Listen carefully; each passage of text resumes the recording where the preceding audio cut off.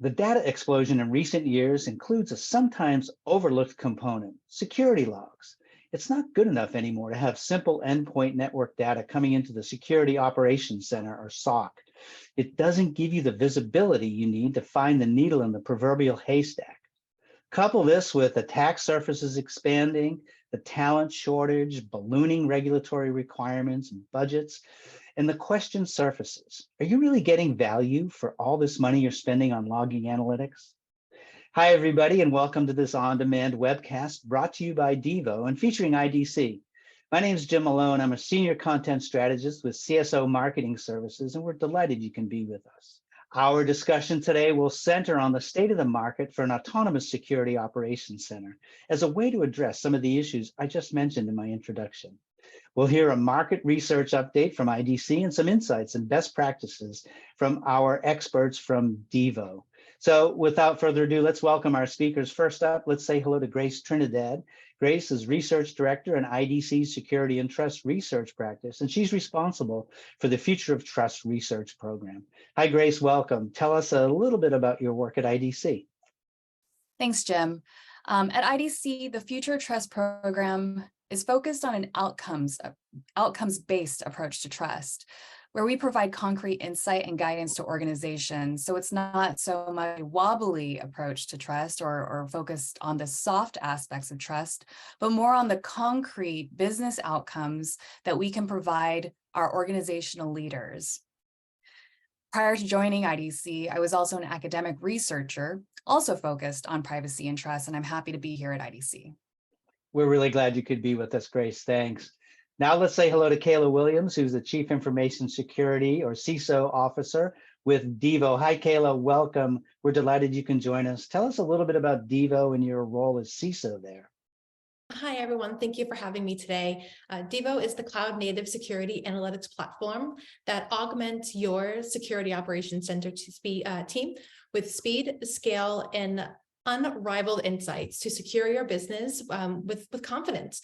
I've been Devo's CISO for about a year now, and I'm so happy to be here today and talking about this very important and often misunderstood topic of autonomous SOC. So thank you for having me. Oh, thanks, Kayla. We're really glad you could be with us. And now let's say hello to Adam Foyt, who's the Manager for Technical Marketing at Devo. Hi, Adam, welcome. Tell us about your role at Devo. Hi, Jim. Thanks for having me. I'm excited to be here. So my role is just working with Devo partners and customers, helping put Devo technology to work to help solving their problems. Excellent. Thanks, Adam. Glad you could be with us. Now, panel, before we get started, I have just a couple of housekeeping items to help the viewers get the most out of today's presentation. We're coming to you on demand. We can't take your questions in real time, but we still want to hear from you, your comments, questions, your experiences. Just use the Ask a Question widget on your player. We'll get your question and comments, and you'll hear back from us in just a couple of business days. I also want to point out the additional resources section of your player. There you can find lots of great assets from our speakers today on today's topic. You can download those to take a really good deep dive into today's topic. So we recommend you do that. You can also download a copy of today's presentations there. Another recommendation to get the most out of today's session. Finally, a big thanks to our sponsor, Devo, for making today's event possible. We've got a lot to cover, as Kayla mentioned, a really great topic. So let's get started. And to do that, I'm going to pass the mic to Grace Trinidad with IDC. Grace, over to you. Thanks, Jim. Every year, IDC assembles the top 10 predictions for each program as an IDC Futurescape, which is an essential guide for technology suppliers and business leaders to steer business decisions in a way that will impact organizational standing and growth in this digital-first economy. Here you can see each of the 10 2023 predictions for the Future of Trust program. In our discussion today, we'll focus on prediction number 1. If interested in the other 9 predictions, you can find these at links provided at the end of this recording. Through each of these predictions is the cyclical nature of trust and data-driven insight. Each of these predictions are part of the Future of Trust program because the research has found that trust is a prerequisite to overcome consumer reluctance to share the personal or organizational data necessary to generate high-quality organizational insights. But for today, we'll focus on prediction number 1 for the Future of Trust program. This prediction states that by 2026, 30% of large enterprise organizations will migrate to autonomous security operations centers, SOCs, accessed by distributed teams for faster remediation, incident management, and response. This is especially important as organizations seek ways to alleviate chronic cybersecurity talent shortages and manage the burnout and fatigue experienced by existing cybersecurity staff that are inundated with alerts, false positives, and redundant alerts. We at IDC expect that autonomous SOCs will take an invaluable place in assisting cybersecurity analysts with threat triage and automation of more routine, repetitive tasks. In the IT and business guidance we provide to organizations, we anticipate a future that will make use of autonomous SOCs nearly non-optional for some industries and organizations as attackers turn to methods such as reinforcement learning and generative adversarial networks to produce novel cyber attacks that may evade detection. And through our conversations with business leaders, we see that CEOs are growing tired of year-over-year increases in security expenditures without knowing the resulting ROI of those budgeting commitments. You can see more information on this on prediction 10 of the Future of Trust Futurescape. As business leaders move towards resource-specific risk management, use of autonomous SOCs will likely become a key part in ensuring alignment with overall organizational risk and security strategy. We also expect a transition phase as analysts incorporate automation into their workflows. Each organization will have to find the right skill or collaborative balance between the autonomous SOC and their own analysts. For business leaders watching developments in autonomous SOCs, automation can aid and augment, but not replace, your cybersecurity teams. IDC also recommends that organizations who abstain from adoption of autonomous SOCs keep an eye on this space. Keep an eye on the impact that autonomous SOCs will have on the threat landscape. As threat hunting becomes more sophisticated, so too will attackers.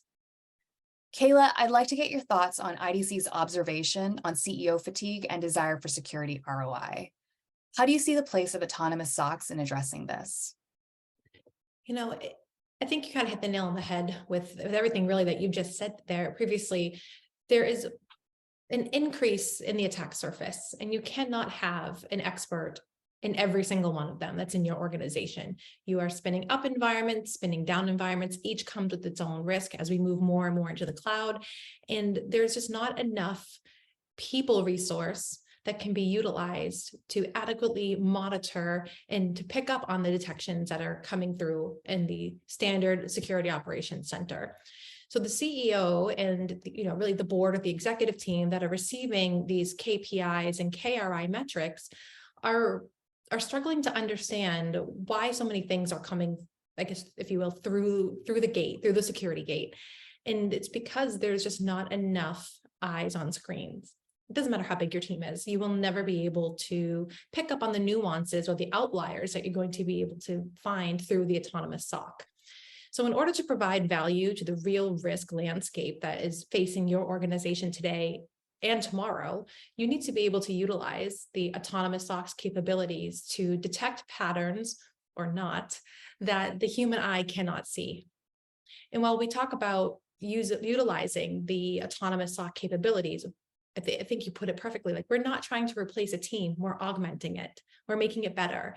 We're allowing people to focus on those real risk alerts while reducing the noise, the monotony of the clicking on an alert, finding out that it's a false positive, going in and then manually making upgrades and tuning those alerts to prevent future cases of the same nature, where the autonomous SOC can do that for you and allow your resources to really drive value for your CEO and your board. Thanks so much, Kayla. I'll have more questions about how autonomous SOCs run alongside the security staff later on in this presentation. Thanks so much. Thanks, Grace. And Kayla, too, thank you. What I'm hearing is there's a real resource issue. It's not a replacement. The autonomous SOC isn't to replace the security folks, but to enhance, augment, so to speak. But I heard you say, Kayla, no matter, you'll never have enough folks to really track all the threats. Let's turn to the Devo team and really kind of drill into the nature of the problem that we're talking about. Sure. Let me pick up on that one. I think what we're seeing across the board in, across all of our customers and the market in general is that, there's this, as Grace was talking about earlier, there's explosion in the attack surface, not just the width of the attack surface in terms of number of devices with the Internet of Things, but also the volume and the steepness of the curve in terms of the explosion of data, the raw amount of data being produced from all these different environments, my on-prem environment, my, public cloud environment, my Microsoft environment, my Google environment, my Amazon environment. There's this explosion of data, and there's a resource problem in terms of the amount of people able to sift through that data in a timely and meaningful manner. And if you look at the SOC itself, if you ask people in the SOC, what's making your organization ineffective or kind of what are the problems that you're facing, which we've done, we took a hard look at the SOC performance report. And if you ask people in the SOC what they feel is the pain they're facing, they'll say, number one is the lack of visibility into the attack surface. Like I said, it's just so wide and so deep. It's tough to gather all that information together and make it actionable. The second biggest factor was lack of skilled personnel. Like we said, it's certainly a resource issue in the SOC. I think it's, just a question of not enough players, it's not enough, an issue of not enough coaches or not good enough coaching. I think it's just simply not enough skilled personnel to handle the load. And of course, too many false positives was number three. And then if you look at in that same SOC performance report on slide 5, what type of support, if any, would help alleviate the pain associated with working in the SOC? The number 2 issue was stress management programs and counseling and support. So anytime your respondents in that industry are telling you that that their number 2 ask is stress management programs and counseling support, and their number 1 ask is just more investment in the SOC, I think it's obvious that we have, kind of a resource issue, stress issue, ability of not able to tackle the raw volume of this stuff. And let's face it, the stakes are just as high as they've ever been with this stuff. It's not, it's not like getting to these alerts or not being able to triage these alerts. It's not like it's not a big deal. It definitely is a big deal. And I think if we were solving that same metric, stress management programs, counseling support programs, if we saw that in another industry, like the healthcare industry from our first responders, I think this issue would probably get a lot more attention. But it should be getting the attention because these are the people that we're depending on to protect us, protect our data across all the verticals, across healthcare, financial, e-commerce, everything. So we have to do whatever we can to enable these people in the SOC, I think, to meet these ever-increasing demands. In a lot of ways, this is a data story, but it's a data story with some unique considerations. It's not a data warehouse story, for example. Let's talk a little bit about Devo's approach. But before we do that, Grace, you've said data's part of the issue. You've got another idea of how you've got these kind of discrete components of the topic here today: data, process, people, platform. Talk to us a little bit about how you conceptualize that. Yeah, so in applying a data, process, people, and platform approach to understanding autonomous SOCs, I think a lot of the questions that people have about incorporating an autonomous SOC into their environment is, where is the data coming from? How are they sure that the data that the automation or algorithms are running off of can also be applied to their own environments? And then when it comes to process, I think there's some questions about what is the experience of incorporating the autonomous SOC into their system going to be like? What is that process at the inception of the project? And as the relationship between the autonomous SOC and their current cybersecurity staff matures, what is the process like for flagging, customizing, making changes to the autonomous SOC so that what's reflected are the priorities of the organization? And I'll stop there to allow Kayla and Adam a chance to respond, and then I'll go into people and platform, and we'll talk a little bit more about some of the questions and concerns that I've seen in my own research and through conversations with other business leaders. Kayla, Adam, any thoughts on the data that comprises the autonomous SOC, and then the process of using the autonomous SOC in an organizational environment, which is a new innovation for many of our technology leaders, buyers, and suppliers?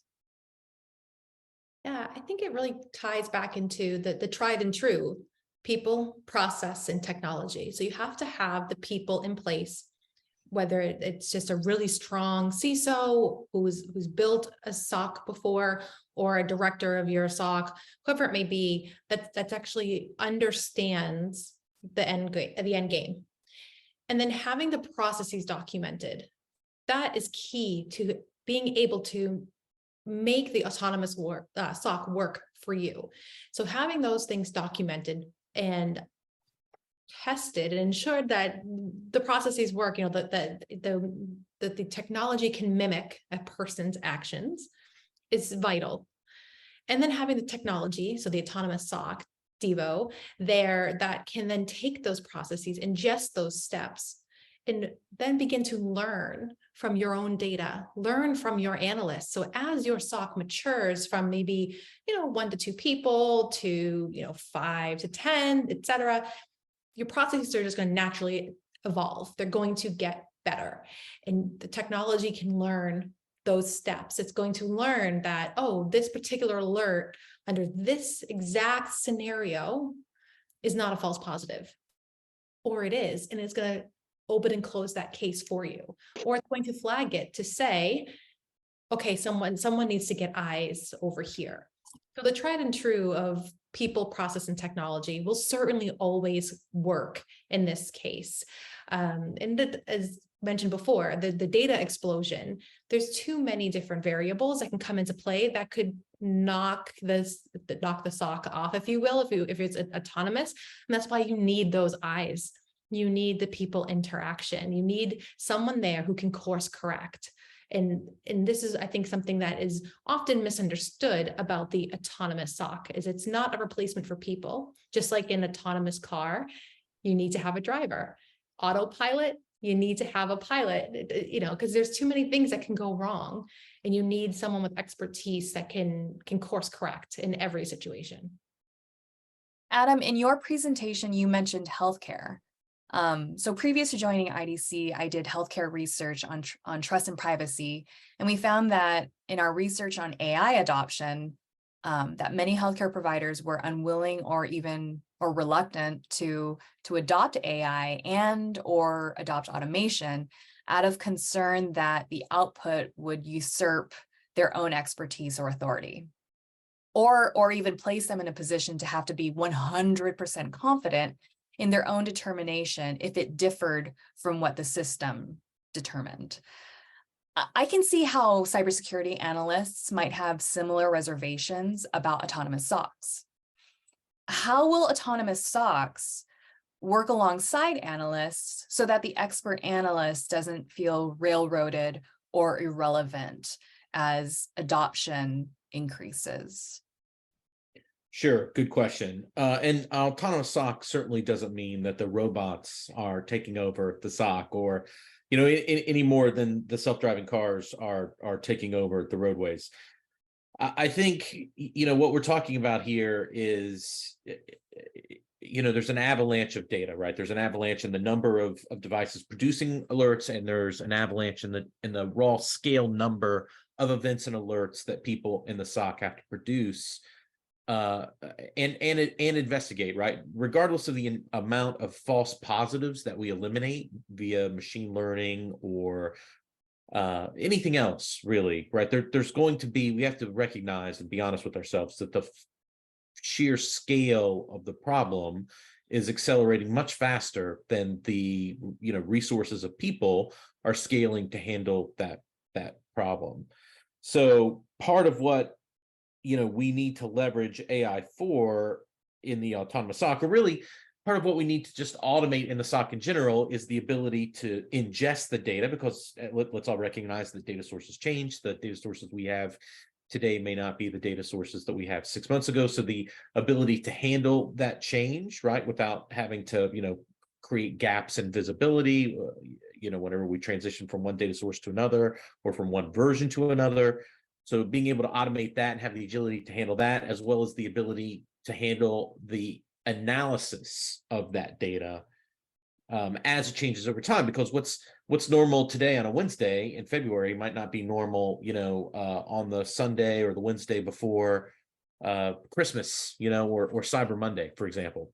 So being able to adapt to that changing condition is also a function of the autonomous SOC, is having not just the ability to handle that ingestion, and not just having the people that can handle that, right? But having a platform that's agile enough to withstand, all those changes and maintain, fidelity and its ability to produce the alerts and the data that's actionable for the people.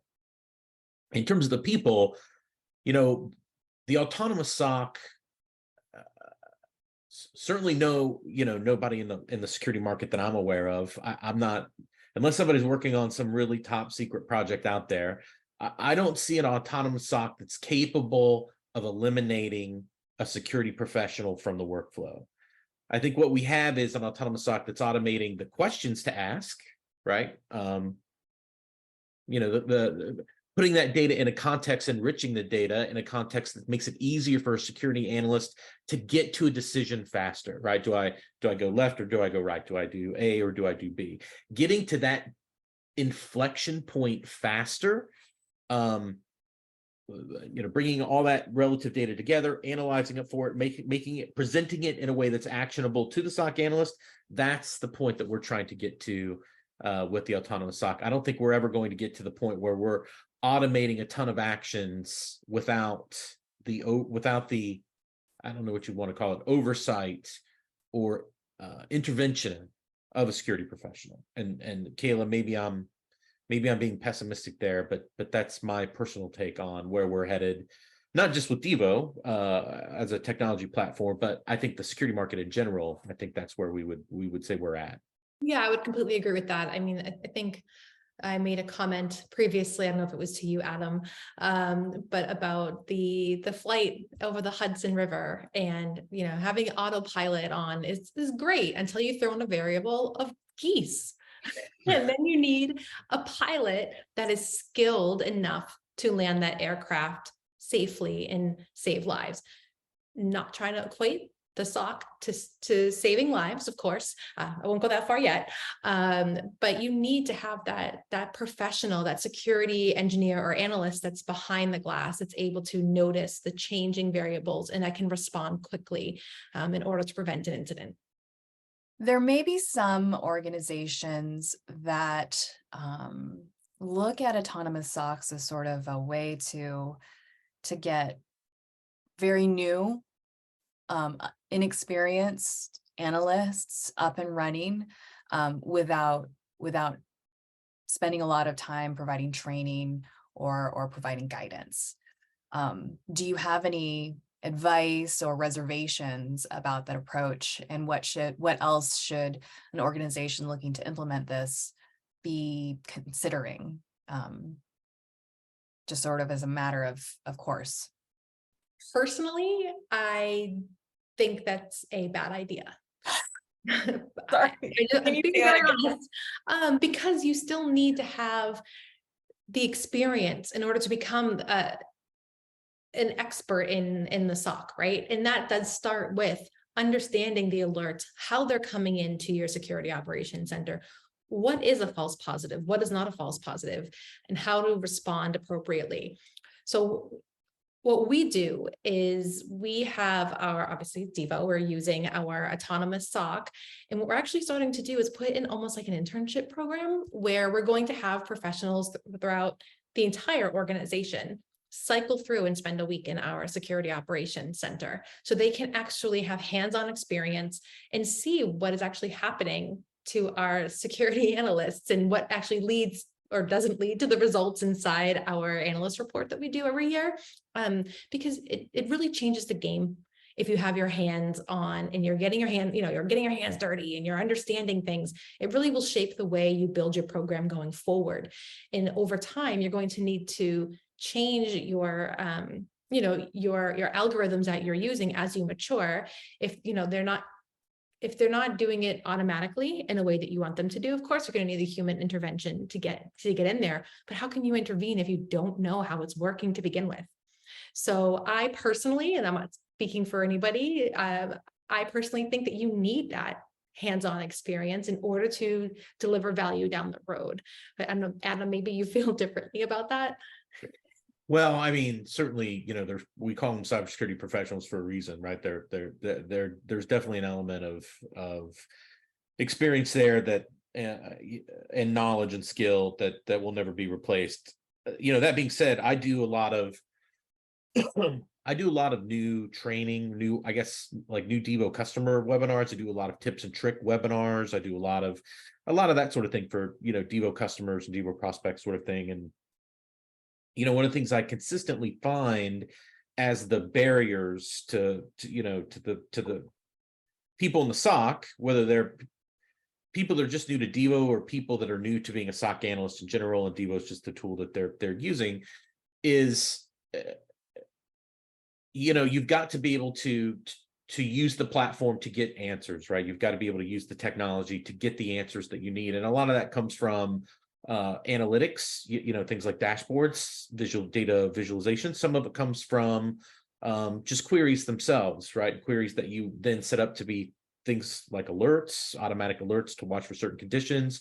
Other things are queries that we call enrichments that pull data from one source and enrich data for another source to give it some context in the moment.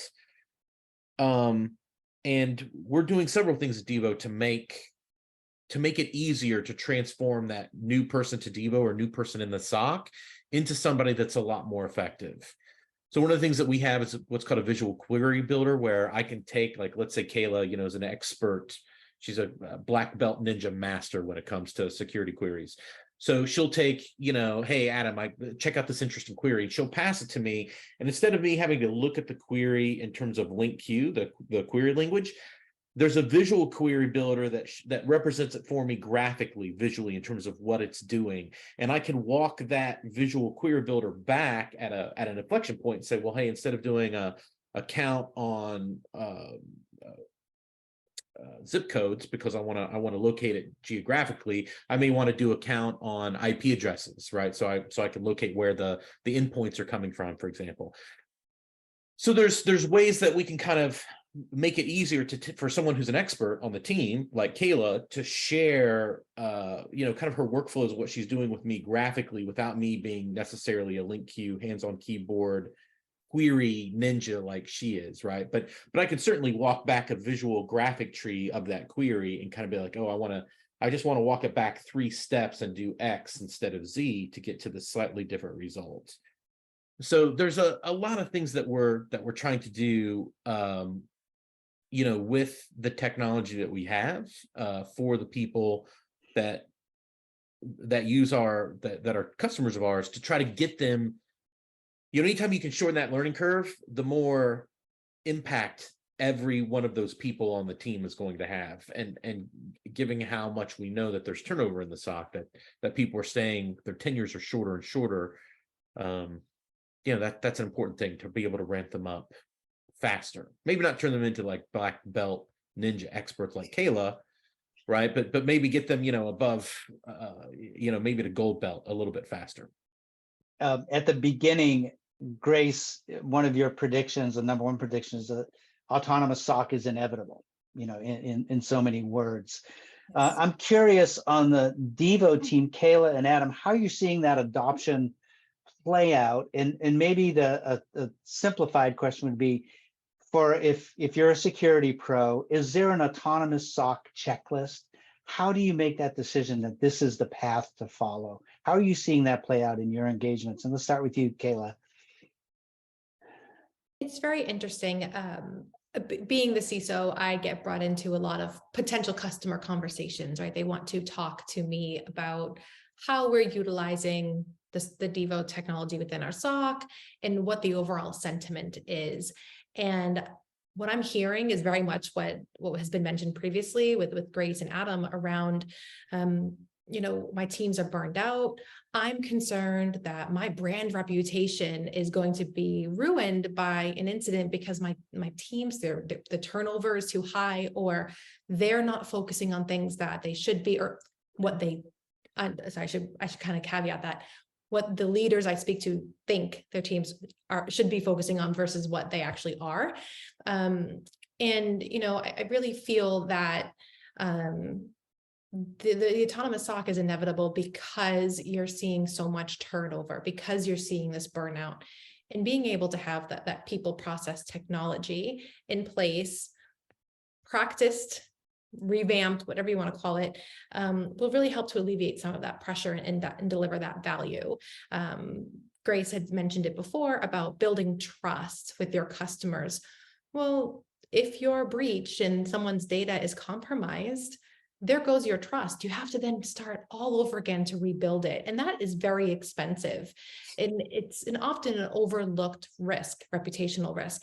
But this is a problem that the autonomous SOC can help solve and deliver real value to you. It might not be measurable in terms of, oh, well, there was a near miss, dollar-wise, we could have lost X, Y, and Z, but it didn't happen.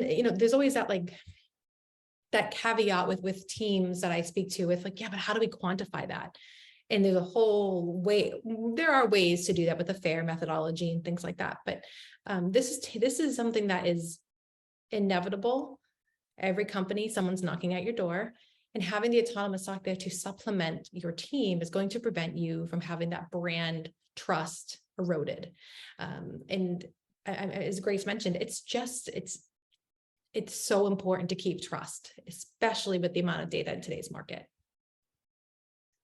Yeah, I will add, Kayla, that we're seeing security as the biggest contributor to trustworthiness in our research population. So if employing an autonomous SOC can improve the security posture of your organization, the trustworthy benefits or the resulting perception of trust is so much better as a result. Absolutely. And I think it kind of dovetails into the conversation that's been going on for a very long time around security only being a cost center.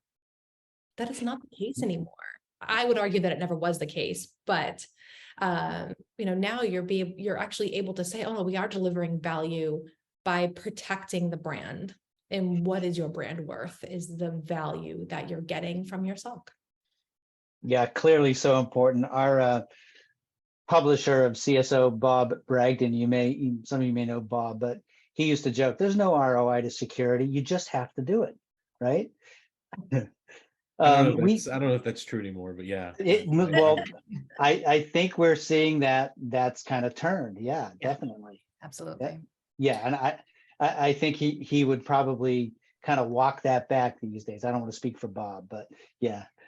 We have a few more minutes left. I want to kind of turn to the future and get our panelists to kind of weigh in on a couple of aspects for the future. One is the trends and innovations that are going to have the biggest impact on the evolution and adoption of the autonomous SOC.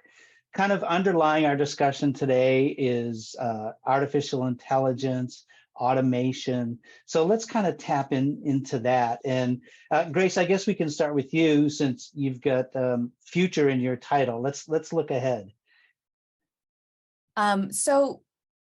So you're asking me a very big question in a very big space. If I look through the lens of automation, purely through the lens of automation and AI, we're seeing through the research that consumer or public acceptance of any automation or AI project is contingent on whether or not the provider or developer of that technology is trusted. So if an individual or organization finds themselves in a low trust position, but with an incredible innovation, uptake is nearly impossible. And so part of our job is to get organizations into that trustworthy space. When it comes to autonomous SOCs, I think a lot of the buyer questions are around the quality of data, the sources of data, and how the algorithms or how the automation evolves as the data quality evolves and as the data sources evolve as well. So I think in the future, we're going to see more concern or a need for more transparency around each of these components that go into building an algorithm for automation, as a result, or in the interest of building trust. So that's what I see for the future. Excellent. Thanks, Grace. Adam, let's turn to you. Looking at the future innovations that are going to inform and transform the SOC into an autonomous SOC, what are the most important ones that stand out to you?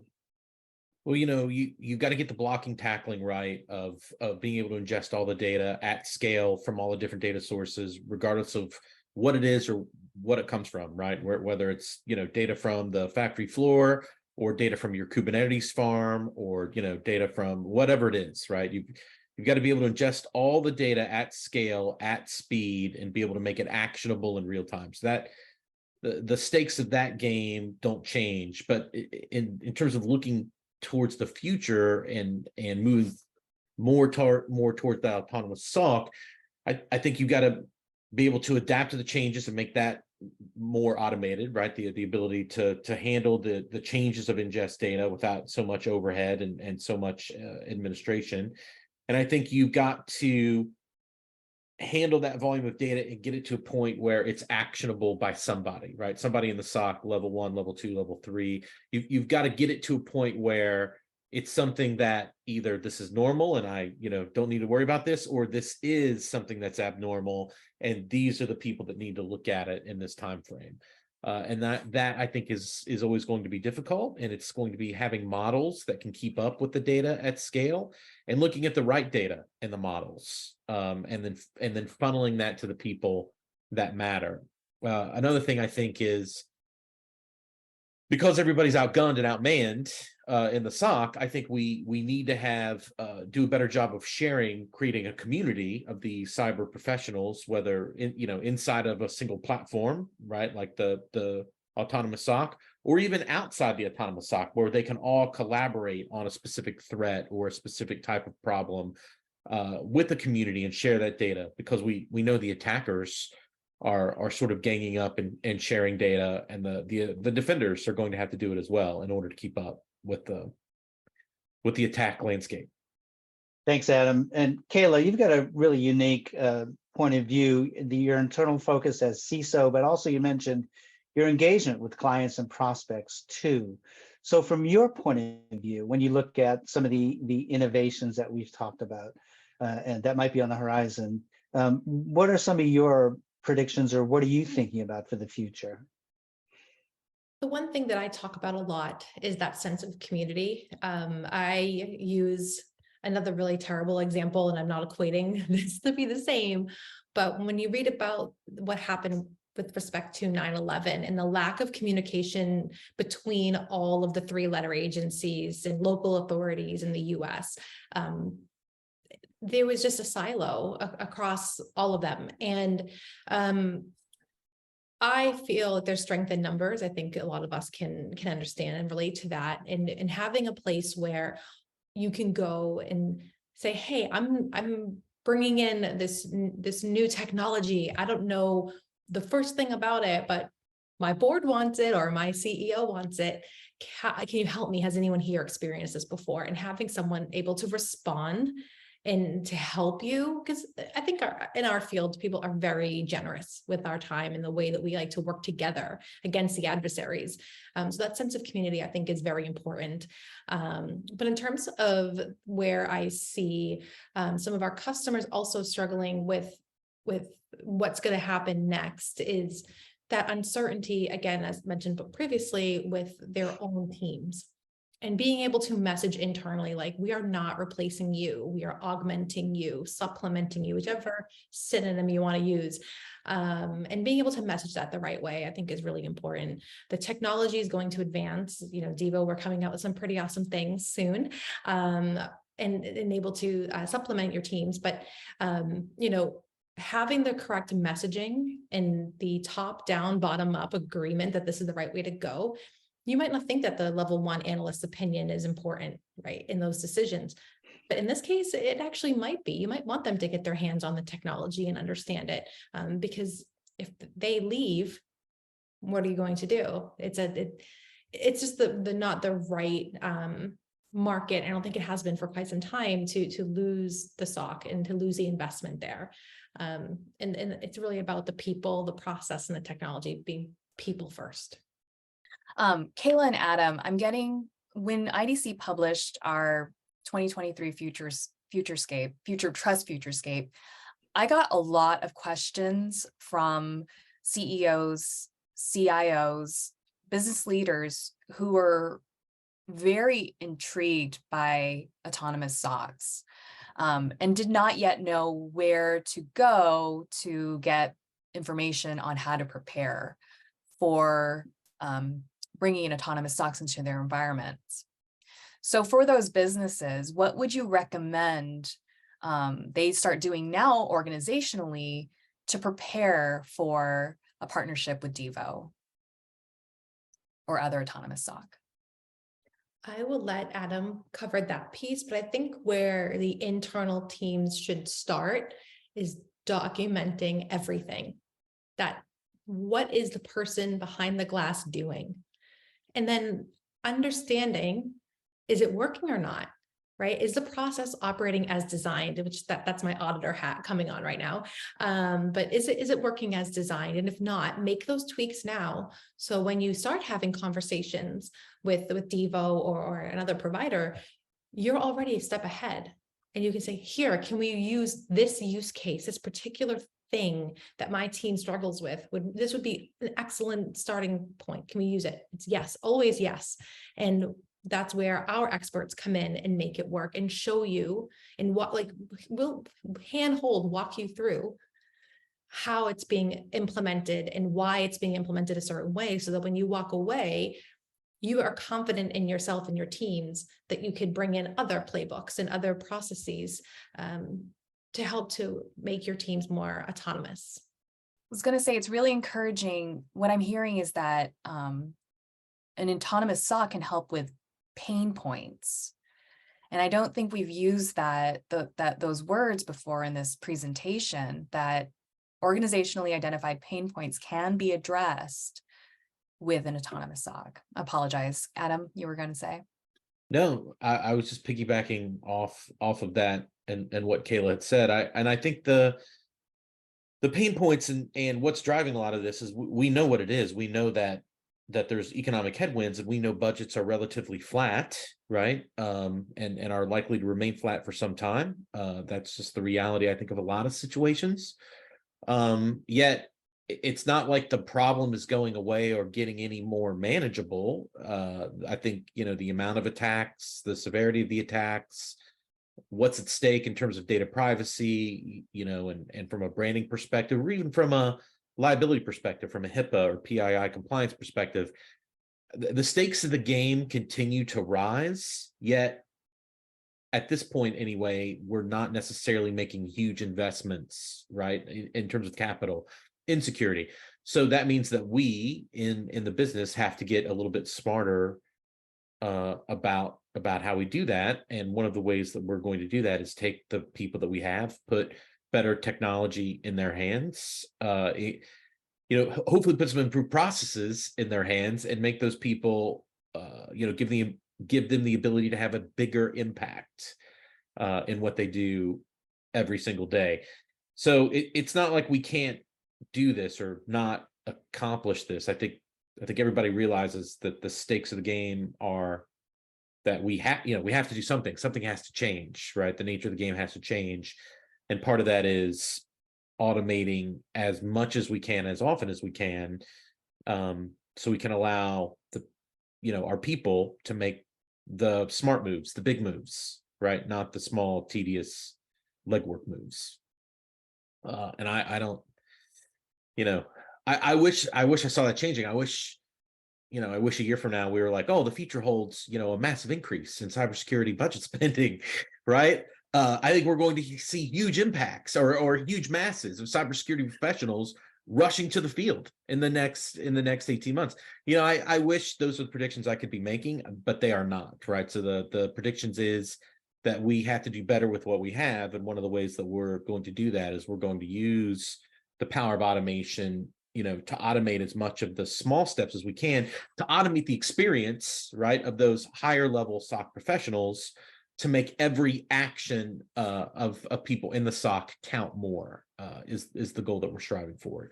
And I think the future just holds more of, more tools in our bag to get to that place. That's what we're working towards every day. Thanks, Adam, and thanks to all our panelists. Unfortunately, it looks like we've come to the end of our time for this webcast. A big thanks to our guests, Grace Trinidad with IDC, Kayla Williams and Adam Foyt from Devo. Thank you all for your expertise and insights. What a great session. And of course, thanks to everyone for tuning in. Before we go, just a quick reminder, be sure to check out the additional resources section of your player. Having spent some time with this panel before our session today, I can tell you we just scratched the surface. So there's a lot of great information in that resources section that you can download, share with colleagues, clients, prospects, etc. So we do recommend you do that. You can also download copies of today's presentation as well to do a really deep dive into the topic. And with that, we are at the end of our time for Devo and CSO Content Marketing Services. This is Jim Malone saying, thanks everyone for tuning in.